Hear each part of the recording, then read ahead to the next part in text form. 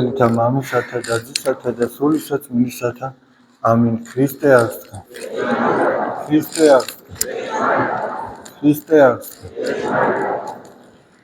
დიდება და მადლობა ღმერთს დღევანდელი წირვისათვის.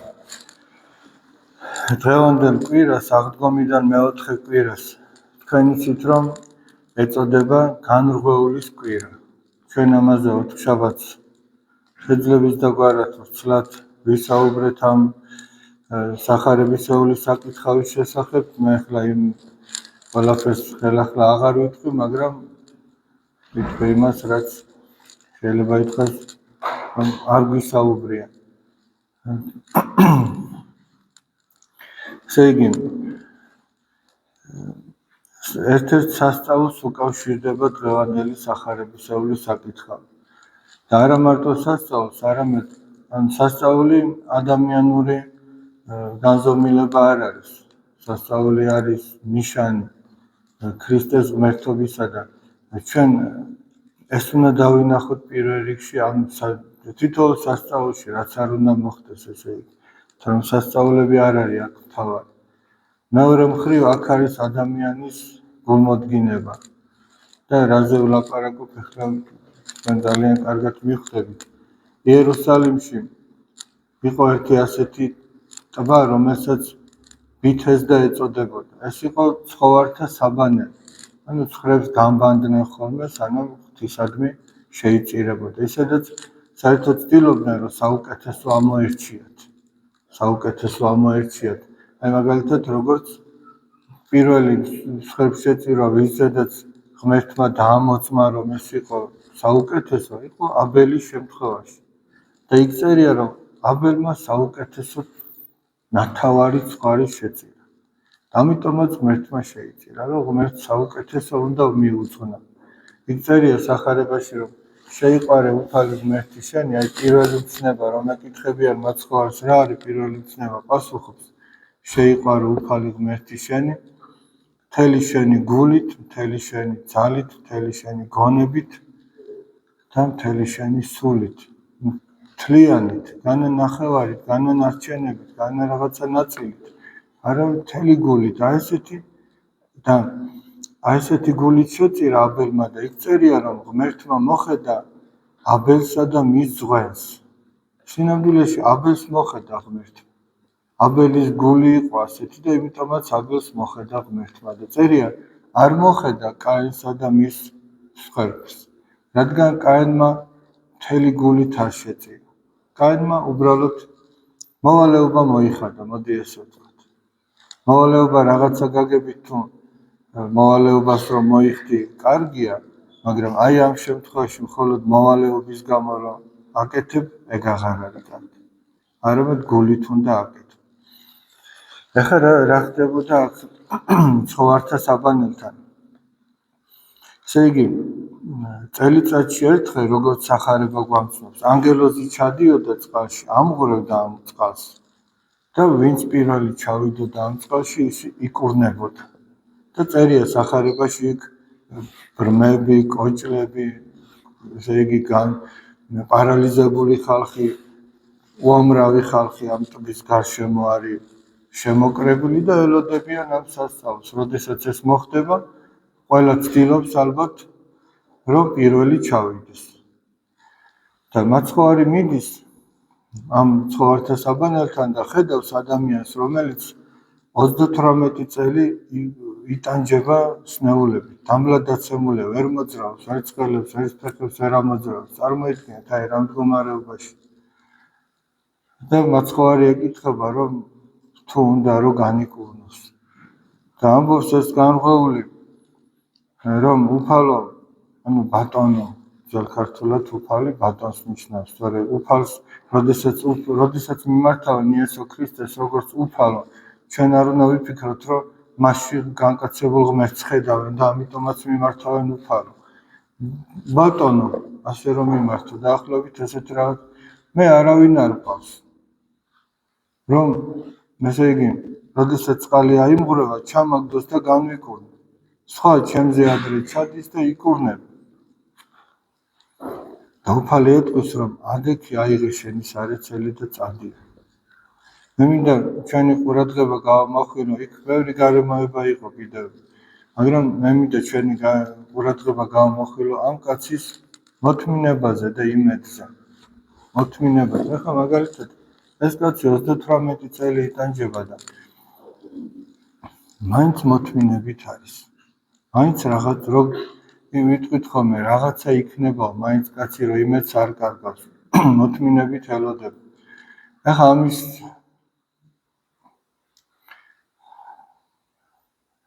საპირისპიროდ ერთი რამ მინდა ვთქვა, რომ ჩვენ ზოგჯერ ხორციელისათვის, ეს კაცი ხორციელისათვის ითმენთ.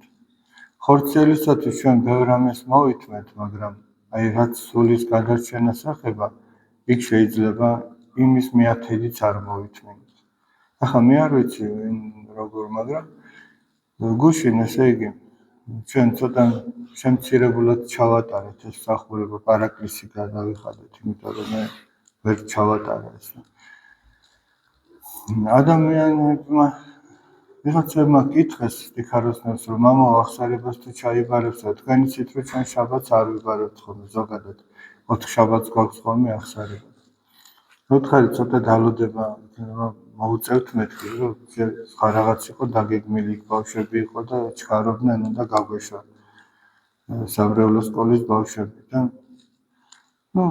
რამდენიმე წუთი მოუწიათ დალოდებათან. თუმცა არ მოუწიათ, იმიტომ რომ არ დაელოდნენ. ან 38 წუთი არ მოუწევდათ დალოდება, უფრო ნაკლები, მაგრამ რო გამოვედი აღარავინ აღარ იყო. ხო და რატო ვამბობ ახლა ამას იცით რომ ზოგჯერ როდესაც ჩვენ გვინდა რომ ეს სულიერი ამბავი უცბად იყოს. აი აღსარებაზე მივედი თუ არა არ იქა, ჩვენ წითელი ხალიჩა უნდა გავიფინო და მოვძანდით. პატარა მოთმენა არ უნდა ზოგჯერ ადამიანს. არადა ახლა წარმოიდგინეთ ამის საპირწონედ. ზოგჯერ აი 4 შაბათს რომ მოდიან აქ აღსარებაზე ხალხი. ახლა დიდ მარხვაში მით უმეტეს. თორე მარხვა რო გადის, ზოგი ქუდს დაიხურავს და გარგახანი გემშვიდობება სამწუხაროდ. დიდ მარხვაში აი ყოფილა რომ სადღაც აი პირველის ნახევრამდე, ღამის პირველის ნახევრამდე ეს საკვირაო სკოლა რომ მოჩენილა აღსარებაზე არიან ხალხი. მე ხა ის მინდა ვთქვა, ვინც ბოლო მოდის იქ პირველის ნახევარზე. თავისი სულისთვის არ ითმენს. და რამდენი ხანი წარმოგიდგენთ 6 საათზე მოსული პარაკლის ესწრება საკვირაო სკოლას, მერესხებს დაუთმობს, რიგს გაატარებს და აი ბოლო ვინც მოვიდა პირველის ნახევარზე ვინც მოვიდა და ჯერხებს დაუთმო. განა ამისი უფრო მეტად არ შეიწირებოდა.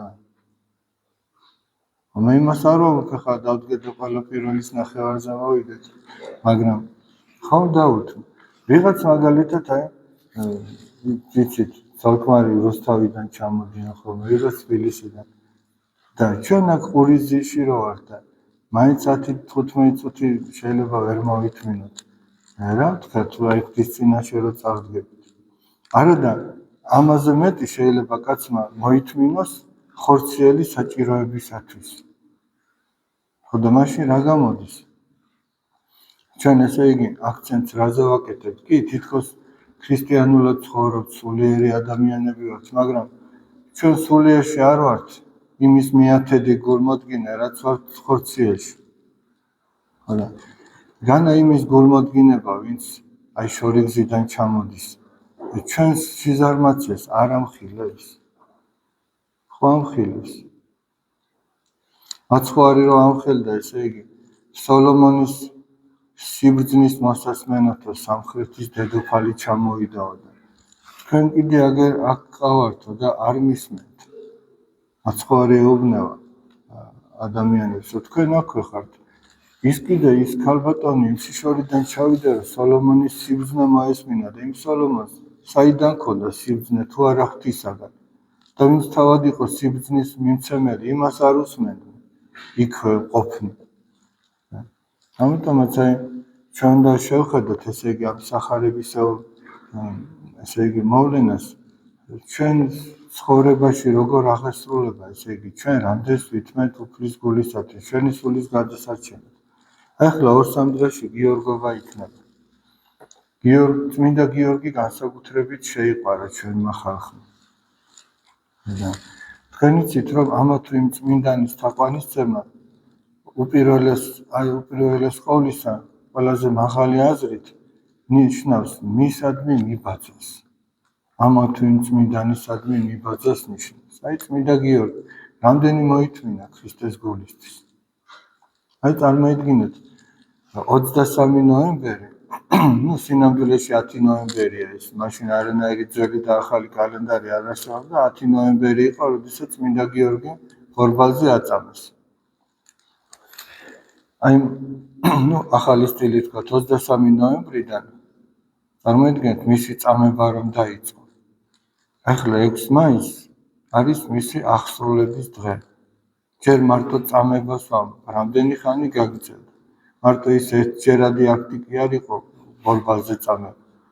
იქ საპყრობილე იყო, იქ სხვადასხვა საწამებელი იარაღები, რომლებიც ნამდვილად არ აკლდათ რომაელებს და ამის ფანტაზია საკმაოდ დიდი ჰქონდათ, როგორ ეწამებინათ ადამიანი, როგორ გაეტეხათ ადამიანი. მაგრამ ხშირ შემთხვევაში და უმეტესწილად ეს მათი იარაღები ვლაგდებოდა პირველ რიგში სულიერი გაგებით და ხშირ შემთხვევაში ხორციელი გაგებითაც მოწამეთა წინაშე ვლაგდებოდა.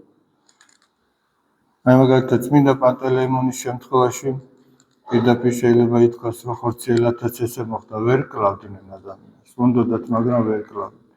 ასეთი იყო მე-20 საუკუნეში მოხდა ერთ-ერთი მღვდელმთავარი რომელიც შეიპყრეს და უნდა მოეკლათ ესროდნენ რომ აი დახრეტა რომ ხდებოდა ესროდნენ მაგრამ ვერ კლავდნენ და ბოლოს თვითონ ეუბნებიან გვაკურთხე მე უფრო რომ მოკლათ. წარმოიდგინეთ სანამ მან არ დართონება ის ვერ მოკლის.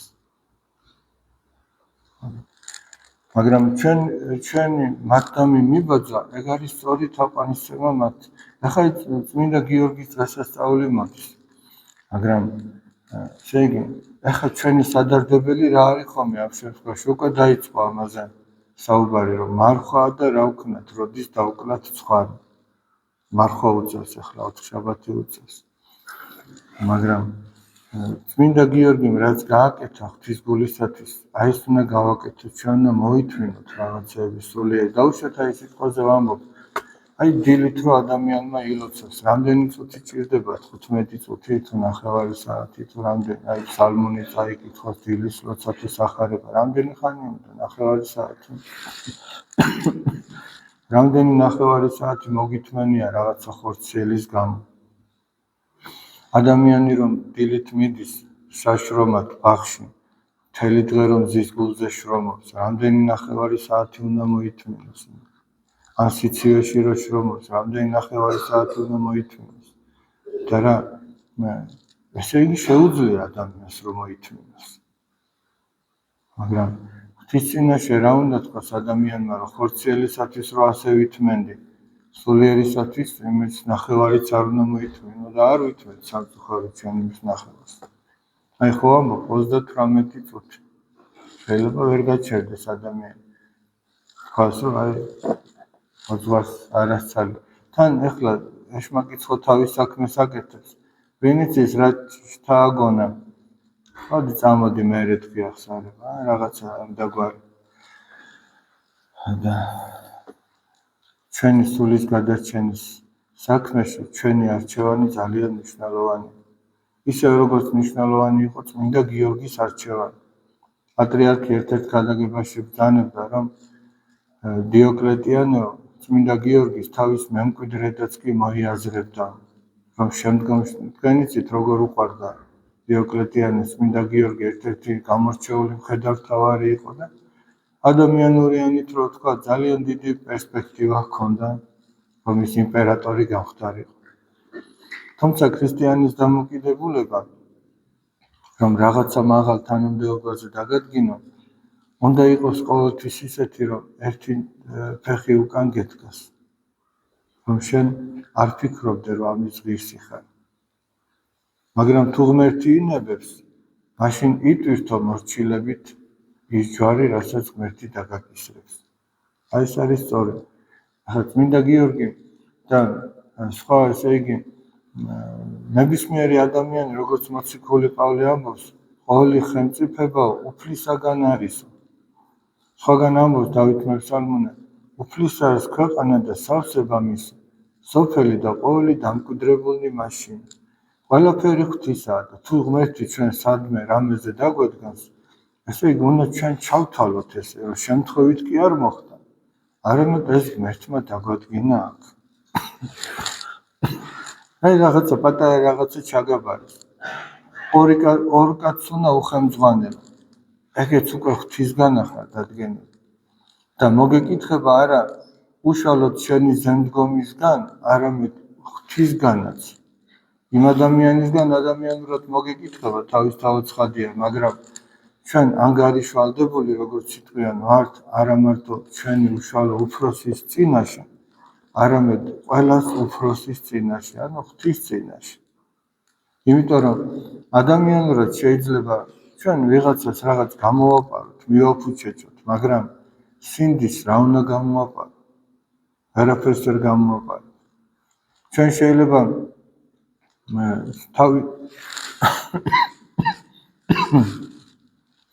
თავი დავიმშვიდოთ იმით, რომ ვერ დაგვინახეს, მაგრამ სინდისი ამ სიმშვიდის უფლებას არ მოგცემს ადამიანს. არც იმ შემთხვევაში, თუ ჩვენ სხვადასხვა გარემოებას მოვიყვანთ თავის გასამართლებლად. ერთადერთი, რითიც ადამიანი შეიძლება დამშვიდეს, ეს არის, რომ შენდობა ითხოვოს და აღსარება თქვას. თუ შესაძლებელია შენდობა ითხოვოს უშუალოდ იმ ადამიანისგანაც, ვისაც დაუშავა და ითხოვოს ღვთისგან შენდობა. გახსოვთ უძღებიშვილი რომ მოდის მამასთან რას ეუბნება? მამა ვწოდე, ცად მიმართა წინაშე შენსავ. ესე იგი ღვთის წინაშე შევწოდე და შენს წინაშე შევწოდე და აღარა ვარ ღირსი რომ შენი შვილი მერქოს. მაგრამ მამამ გამოუტანა და ბეჭედი გავუკეთა. ესე იგი შენ ისევ ჩემი შვილი ხარ და სამოსელი პირველით შემოსა. ანუ აღადგინა იმ პატივში, როგორც ღმერთმა შექმნა ადამიანი. ახლა თქვენ თუ დააკვირდით ჩამოლოცვის დროს არის ხსენება ერთ-ერთი 70-თაგანი მოციქულისა, ზაქე მეზვერისა. ეს პირველი საუკუნე და სახარება წმინდა წერილი არ ამბობს ამის შესახებ იქ არაფერს, მაგრამ შემდგომი მოვლენები როგორც ჩანს ასე განვითარდა. ის ზაქე, რომელმაც შეინანა სახარებაში რომ არის მოთხრობილი, როგორც ჩანს მაცხვარს დაემოწაფა და მისი მოწაფე გახდა. ესე იგი ნახეთ, სინანულს როგორ შეუძლია რომ ადამიანი შეცვალოს, თავის მართლებას არა. ვინ იცის ამ კაცმა თავის გულში თავი რამდენჯერ გაიმართლა, რომ მე ამიტომ და ამიტომ რაღაცის გამო ხო აკეთებდა ისიც იმ უჯულოებას, რასაც აკეთებდა.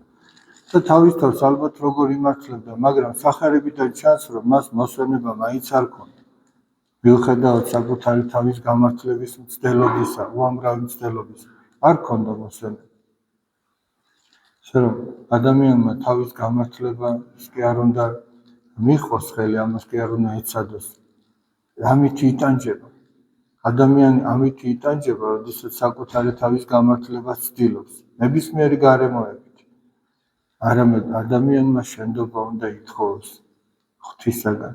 და მოწყალე ღმერთი, რომელმაც მიუტევა მარიამ მაგდალინას, იგივე ზაქე მეზვერეს, თუ კეთილგონიერ ავაზაკს, თუ მოსე შავს, თუ უამრავია კიდე, როგორც ამობენ წმინდანთა რიგები, ცოდვილთა რიგებიდან ივსება და ჩვენც მოგვიტევს. მაგრამ მთავარია, რომ ჩვენ ყოველი დაცემის დროს წამოდგომის და სინანულის სურვილი გქონდეს. და ეს მაგალითი უნდა იყოს ჩვენთვის განრღვეული ადამიანის განკურნება და ძალიან მნიშვნელოვანია და ხაზგასასმელი და მე ამით დავამთავრებ. მაცხოვრის სიტყვები, რაც უთხრა ამ განრღვეულ ადამიანს. წადი და ნუღარას ცოდავ, რათა არა უძირესი რაიმე გეყოს შენ, ანუ რათა უარესი არ დაგემართოს. როგორც ჩანს, მისი 38 წლიანი ავადმყოფობა არ იყო შემთხვევითობით გამოწვეული, ან რაიმე სხვა მიზეზით, არამედ უშუალოდ მისი ცოდის გამო. და ეუბნება წადი და აღარ შესწოდო, რათა უარესი არ დაგემართოს. იგივეს ეუბნება რუშობაზე წასწრებულ დედაკაცს, ეუბნება არც მე არ განგიკითხავო, მაგრამ წადი და აღარ შესწოდო. აი ეს არის ღვთის დამოკიდებულება ჩვენს მიმართ. ის კი არა რომ რაც შევცოდეთ აქამდე ის მოგთხოვოს, იმის გამო დაგწეჭოს, არა. ის შეგვინდოს, ოღონდ ჩვენი მის მერე აღარ შევცოდოთ. და თუ ჩვენი ყოველდღიური განწყობა, ყოველი აღსარების შემდგომი განწყობა იქნება ასეთი, რომ ახლა შემინდე უფალო მაპატია და ვეცდები აღარ შევცოდო, ვეცდები ოღონდ პირობას კი არ ვდებ. ზოგიერთი ჩვენგანი ძალიან ცდება, როდესაც ამა თუ იმ პირობას უდევს ღმერთს, ღმერთო ამას აღარ ვიზავ, აღარ მოვწევ, შვილებს აღარ გაუბრაზდები, ნაყროვანებაში არ ჩავარდებით, რა პირობასთან? ეგ რო შეგეძლოს აქამდეც იზავდი. პირობა კი არ უნდა დადო. უნდა ღმერთს შევთხოვო, უფალო, მე მინდა რომ შენ გიერთგულო და მომანიჭე ძალა, რომ აღარ გავაკეთო. მე ვიცი რომ ამით ვცოდო. შეიძლება ღმერთმა იმ დღესვე კი არ შეგისრულოს ეს სათხოვარი. გავიდეს დრო, რომ შენ ადამიანი ცოტა სიმდაბლეში დაგტოვოს. თორე ზოგჯერ ხდება, რომ ჩვენ იმის გამო, რომ რაღაცას ვაკეთებდით და დღეს აღარ ვაკეთებ, წამში ამპარტავანი ხდებით. აი ჩვენ ეს აღარ მოგვიგია. ეშმაკი წყლისფერია, როგორც ამბობენ. არასოდეს არ უნდა თქვა, რომ რაღაცას აღარ გააკეთებ. იმიტომ როცა მაგას ჩათვლი, რომ შენ აღარ დაგემართებ, ყველაზე მეტად საფრთხის წინაშე სწორედ მაშინ გახარ. რატო? იმიტომ რომ საკუთარ თავს მიენდე. თითქოს ეშმაკი აღარ არსებობს. თუ აღარ უნდა ადამიანების დაღუპვა. ეშმაკს ისე უნდა ადამიანების დაღუპვა, როგორც მოციქული პავლე ბრძანებს, როგორც აი ლომი რომ ღრიალებს და რომ დადის და თავის საკბილოს ეძებს. აი ესე დადის ეშმაკი, რომ ადამიანები შთანთქას. ადამიანი თუ იპოვა გარეშე ღვთის მადლისა, ის ადვილი მოსანადიერებელია. ჩვენ ზიარების წინა ლოცვაში ვკითხულობთ, არაერთხელ მithქვამს და მე მინდა რომ ჩვენ იმიტომ ვიმეორებ ხშირად, რომ ეს ჩვენ უნდა კარგად გვახსოვდეს, რომ ზიარების თაობაზე ასე ამბობს, რათა არა მრავალჟამ განშორებული ზიარებისა შენისაგან, სანადირო ვიქმნე გონიერისა მგელისა. ესე იგი, თუ ადამიანი დიდხანს განშორდება თავის მაცხონება სისხლსა და ხორცს, ქრისტეს სისხლსა და ხორცს, ესე იგი ეშმაკის მიერ ადვილად მოსანადირებელი გახდება. აი ამისაგან რომ დაგვიფაროს უფალმა, ვევედრებით რომ მოგვანიჭოს პური არსობისა, ან ჩვენი სიცოცხლის მომნიჭებელი პური. ღმერთმა არ მოგვაკლოს არც ეს ჩვენი სიცოცხლის მომნიჭებელი პური და ღმერთმა დალოცილი და გახარებულები გამყოფით. ქრისტე აღსდგა.